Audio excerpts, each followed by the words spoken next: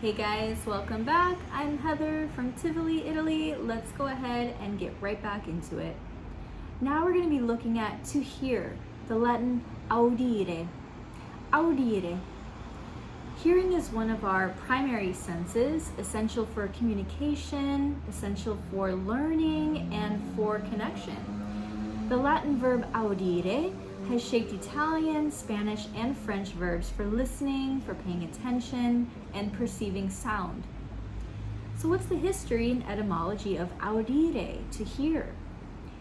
In classical Latin, audire meant to hear, to listen, or to perceive by ear. It comes from the Proto-Indo-European root aud, meaning to perceive or to hear. The Romans used it in various contexts, like audio vocem, I hear a voice, audis canticum, you hear a song, or audimus verba magistri, we hear the teacher's words. So audire wasn't just about physical hearing, it also encompassed attention, understanding, and reception of information.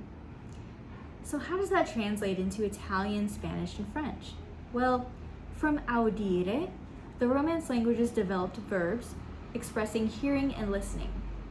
In Italian, it became udire for the formal or ascoltare for the common form.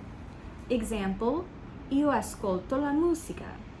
Io ascolto la musica means I listen to the music. In Spanish, it became oír. Oír.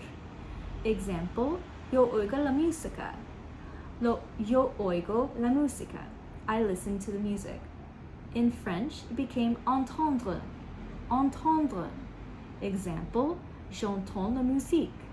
J'entends la musique. I listen to the music. Notice how Italian preserves a form closer to the Latin root in formal context, while common usage and French and Spanish evolve slightly differently, but the sense of hearing remains clear. So a cool fact and a memory anchor for you, English also inherited words from audire, like audible, able to be heard, audience, a group that listens, audit, to hear or view formally. So every time that you listen, you hear, or you pay attention, you're echoing this ancient Latin verb.